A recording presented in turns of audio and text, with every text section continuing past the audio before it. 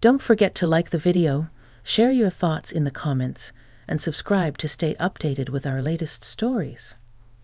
The afternoon sun slanted through the blinds, painting stripes across my living room rug. It was one of those quiet Tuesdays where the loudest sound was the ticking of the grandfather clock in the hall, a sound that usually soothed me, but today felt like it was marking time I wasn't quite sure what to do with. My kids are grown and scattered across the country, and since Richard passed 3 years ago, the house often felt too big, too quiet. I'd just finished my lukewarm tea and was debating whether to tackle the rose bushes or succumb to a nap when I heard the familiar rumble of Carol Harrison's SUV next door. Carol and Tom were good neighbors, the kind you could rely on for a cup of sugar or to keep an eye on the place when you were away. I knew their youngest, Liam, was visiting. He was in his late 20s, I guessed, a software engineer living somewhere on the West Coast. I'd seen him around during holidays over the years, a polite but quiet young man, always seemed a bit lost in his own world. Later that evening, the neighborhood association was hosting its annual summer potluck down at the community park. Usually, I'd bring my famous potato salad, make small talk for an hour, and head home. It was part of the suburban ritual. Tonight felt different, though. Maybe it was the lingering quiet of the afternoon, or maybe just the desire for some human connection that wasn't filtered through a phone screen. I decided to go. The park was buzzing with activity. Kids shrieking on the playground, adults gathered around picnic tables laden with food, the air thick with the smell of barbecue and citronella. I found a spot on a slightly less crowded bench, near the edge of the main gathering, under the shade of a large oak tree. I just settled my plate of pasta salad and a burger on my lap when a shadow fell over me. Mind if I join you? Everywhere else seems pretty packed. It was Liam Harrison. He gestured vaguely towards the crowded tables with a small, almost shy smile. Not at all, I said, shifting over slightly. Plenty of room. He sat down, balancing his own plate carefully. He wasn't the gangly teenager I vaguely remembered. He'd filled out, his shoulders broad beneath a simple gray t-shirt. There were faint lines around his eyes when he smiled, eyes that were a surprising shade of green, like moss after rain. We sat in silence for a few moments, the comfortable kind, listening to the cheerful chaos around us. I noticed his hands, long fingers, clean nails, the kind of hands that looked like they knew their way around a keyboard, but also maybe a guitar. He caught me looking and tucked them under his thighs, a slight flush creeping up his neck. It was endearing. "Your mom's macaroni and cheese is legendary," I offered, breaking the silence. He laughed, a nice sound, low and genuine. "Yeah, she guards that recipe like it's a state secret. I've been trying to get it out of her for years." "Some secrets are best kept," I smiled. "Adds to the mystique." He nodded, taking a bite of the mac and cheese. "So," he began, after swallowing, "you're Sarah, right? My folks mention you." "That's me," I confirmed. "And you're Liam, the prodigal son returns." He chuckled again. "Something like that. Just needed a break from the city grind. Thought sometime back home, some of Mom's cooking might do the trick." There was a weariness in his voice that hadn't been there moments before, a subtle weight that pulled at the corners of his smile. It was unexpected, that little glimpse beneath the polite surface. We talked easily after that. Not about anything profound, really. We talked about the neighborhood, how it had changed, the ridiculousness of the homeowners association's new rules about lawn ornaments. He told me a funny story about his cat back in Seattle, and I shared an anecdote about my daughter's recent disastrous attempt at baking. It was simple, uncomplicated conversation, yet underneath it, I felt a strange current. It wasn't flirtatious, not in the traditional sense. It was recognition, a sense of seeing someone, and perhaps being seen, in a way that felt unfamiliar but not unwelcome. He didn't look at me like I was just his parents' neighbor, a middle-aged woman filling time at a potluck. He looked at me like I was a person, interesting and engaging in my own right. And maybe I looked at him differently too, not just as Carol's boy, but as a thoughtful man with kind eyes and a quiet depth. The sun began to dip lower, casting long shadows across the grass, painting the sky in hues of orange and purple. The crowd started to thin as families packed up coolers and herded tired children home. Liam made no move to leave, and neither did I. He started talking about his job, the pressure, the feeling of being a small cog in a giant machine. It wasn't a complaint, more of a quiet musing. "Sometimes I wonder what it's all for, you know," he said, looking out towards the darkening playground. "You build these complex systems, these intricate lines of code, but does it actually matter?" It was a question I'd often asked myself, especially in the quiet hours since Richard was gone. What was the point of the neatly folded laundry, the meticulously weeded garden, the perfectly balanced checkbook? "I think," I said slowly, choosing my words carefully, "that finding meaning is less about the grand scale and more about the small connections. The code you write connects people, helps them communicate, learn, maybe even just escape for a little while. That matters." He turned to look at me, his green eyes searching mine in the fading light. "You think so?" "I do," I affirmed. "Just like this conversation. It's not changing the world, but perhaps it's making this little corner of it feel a bit less lonely for a moment." "That matters too." A slow smile spread across his face, reaching his eyes this time. "Yeah," he breathed out. "Yeah, I guess it does." We sat there as dusk settled completely, the first stars beginning to prick the twilight sky. The air grew cooler, carrying the scent of cut grass and damp earth. The easy silence returned, but this time it felt charged, filled with unspoken understanding. It was the feeling of finding an unexpected harbor in a quiet conversation under an old oak tree. The next few days passed in a pleasant, slightly altered rhythm. I saw Liam around, walking his parents' ancient golden retriever, fiddling with the engine of his dad's old pickup truck, or just sitting on their porch swing with a laptop. We'd exchange waves, sometimes chat for a few minutes over the fence about the weather or the stubborn crabgrass invading my flower beds.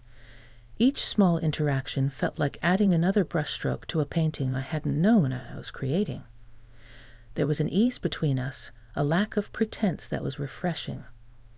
One sweltering afternoon, I was struggling with a heavy bag of mulch in my front yard, the plastic digging painfully into my fingers. Suddenly, Liam was there, jogging across the lawn. "Need a hand with that, Sarah?"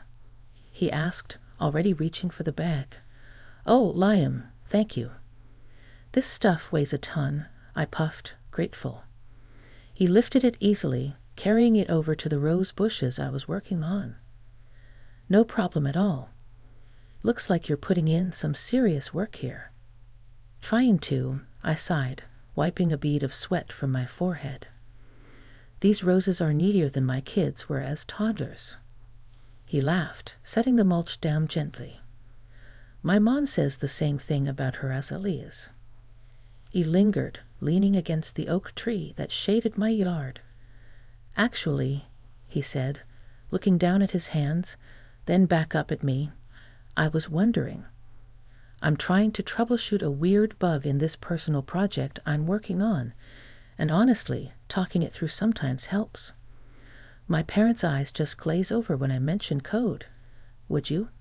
I mean, you don't have to, but would you mind just listening for a bit? Sometimes just explaining it out loud makes the solution appear." I was surprised, but also touched. "I know absolutely nothing about code, Liam," I warned him, smiling. "But I'm a very good listener. Pull up some lawn." He grabbed one of the plastic Adirondack chairs from my porch and sat opposite me under the tree's dapple shade. He opened his laptop, the screen casting a faint glow on his face. He started explaining, using analogies I could understand, comparing lines of code to recipes, functions to specific kitchen tools. He spoke passionately, his initial shyness replaced by focused enthusiasm. I didn't understand the technical details, of course, but I understood the frustration in his voice when he described the glitch, the intellectual challenge he was grappling with. I listened intently, asking occasional, probably naive, questions, trying to follow the logic he laid out. He never made me feel stupid for not getting it. He just patiently rephrased or found a different analogy. After about 20 minutes, he suddenly stopped, looked at his screen, typed furiously for a moment, and then leaned back with a sigh of relief. Wait a second. I think, yes, that's it. Talking about the user input sequence, you asking why it needed that specific validation right asterisk there asterisk. It made me realize I'd put it in the wrong module entirely. He looked up at me, a wide, incredulous grin spreading across his face. Sarah, you're a genius. I laughed, shaking my head. Hardly. I just asked a question. No, but you listened, he insisted, his eyes bright. Really listened. Nobody does that anymore, not really. Everyone's just waiting for their turn to talk or checking their phone. He closed the laptop. Thank you. Seriously. Any time, I said sincerely. Though I can't promise I'll have any useful input next time. Just listening is useful, he repeated softly.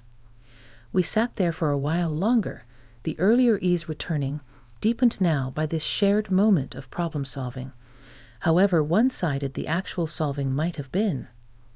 He started asking me about my life before Richard, my career in library archiving, a part of my life I rarely spoke about anymore. He seemed genuinely interested, asking thoughtful questions. I found myself opening up, sharing stories I hadn't thought about in years, remembering the satisfaction of preserving fragile historical documents, the quiet hum of the research rooms. It felt good to revisit that part of myself, to see it reflected in someone else's interested gaze. The afternoon shadows lengthened, and the heat began to soften. There was a comfortable intimacy in our conversation, a quiet sharing under the shade of the old tree. It felt like uncovering layers, not just in each other, but within ourselves. A couple of evenings later, Carol mentioned they were planning a small barbecue, just family, before Liam headed back to Seattle in a few days. You should absolutely come, Sarah, she insisted. Keep us old folks company while Liam talks about algorithms or whatever it is he does. I hesitated for only a second before accepting. The thought of spending another evening in Liam's quiet, thoughtful company was surprisingly appealing. The barbecue was relaxed, just Carol, Tom, Liam, and me on their back deck. Tom grilled burgers, Carol fussed over the side dishes, and Liam seemed more relaxed than I'd seen him, laughing easily at his dad's terrible jokes. As twilight deepened, Tom and Carol went inside to tidy up, leaving Liam and me alone on the deck, nursing our drinks. The tiki torches cast flickering shadows, and the scent of grilled food mingled with the sweet fragrance of Carol's night-blooming jasmine. You know, Liam said, breaking the comfortable silence, that conversation we had the other day under your tree. I nodded, looking out at the fireflies starting to blink in the yard. It meant a lot, he continued, his voice low. It's been a weird couple of years for me. Work, life, everything felt kind of hollow. Coming back here, I didn't expect much beyond nostalgia and decent food. He paused, swirling the ice in his glass. But talking with you, it's different. You don't try to fix things or offer platitudes. You just listen, and you see things. I turned to look at him. His profile was etched against the soft glow from the house, his expression serious, vulnerable. Maybe it's because I'm at a point in my life where I appreciate genuine connection more than easy answers, I said softly. Life teaches you that the platitudes wear thin pretty quickly. He met my gaze, his green eyes seeming very deep in the torchlight. You make things feel less hollow. The air between us felt suddenly charged, thick with unspoken emotion. It wasn't uncomfortable, but it was potent. It was the culmination of shared glances, quiet conversations, unexpected moments of understanding. There was a magnetic pull, a recognition of shared loneliness, perhaps, or simply a profound, unexpected empathy. He leaned forward slightly, his hand resting on the armrest between us. I could feel the warmth radiating from him. My heart was beating a little faster, a forgotten rhythm. This was uncharted territory. He was my neighbor's son. I was old enough to be, well, significantly older, yet the connection felt real, untainted by those labels, existing purely in the space between us under the jasmine-scented sky. It was terrifying and exhilarating all at once. He didn't move any closer, didn't break the gaze. His eyes held a question, but also a deep respect. It wasn't the predatory look you sometimes got from men, regardless of age. It was open, uncertain, almost reverent.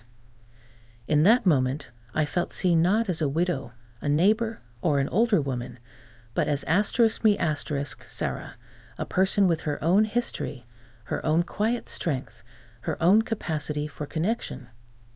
He reached out very slowly, and his fingertips brushed against the back of my hand resting on the chair arm. It wasn't a caress, not quite. It was a point of contact, electric and grounding all at once. A spark, faint but definite, jumped between us. My breath hitched. I didn't pull away. I couldn't. His touch lingered for just a heartbeat, a silent acknowledgement of the energy flowing between us. Then just as slowly he withdrew his hand, his gaze dropping for a second before meeting mine again. A faint smile touched his lips, tinged with a little sadness. "My flight's on Saturday," he said softly, the words hanging in the air. Reality intruded, gentle but firm. This connection, intense and unexpected as it was, existed within the framework of our separate lives. He lived across the country, belonged to a different generation, his path stretching out before him, while mine felt more settled, quieter. "I know," I replied, my voice equally quiet. There was no need for more words. The moment itself, that brief touch, the shared look, was the climax, an emotional peak defined by its restraint, its unspoken depth, its mutual respect. It wasn't about pursuing something impossible or inappropriate. It was about acknowledging the beauty of a connection found in the most unexpected of circumstances. It was a shared secret held in the space between two people on a warm summer night. We sat in silence for a few more minutes, the intensity slowly receding, replaced by a warm, bittersweet calm. When Carol and Tom came back out, the spell was broken, but the memory of it remained, imprinted on the evening air. Liam left 2 days later. We said goodbye politely at his parents' driveway. A simple handshake, a shared look that held the weight of our unspoken moments. "Thank you, Sarah," he said, "for everything." "Safe travels, Liam," I replied. "Don't be a stranger to your folks." As his car disappeared down the street, I didn't feel sad, exactly. Instead, I felt richer. The quiet house didn't feel quite so empty. The ticking clock didn't sound quite so lonely. That brief, unexpected connection with Liam hadn't changed the fundamental facts of my life, but it had shifted something within me. It reminded me that emotional intimacy could blossom in surprising places, that vulnerability was a strength, and that being truly seen, even for a short while, was a profound gift. It was a reminder that life, even in its quiet middle chapters, could still hold moments of startling, unexpected beauty and connection. I went back inside, made myself a fresh cup of tea, and sat by the window watching the afternoon sun slant through the blinds. The stripes on the rug looked different now, somehow brighter.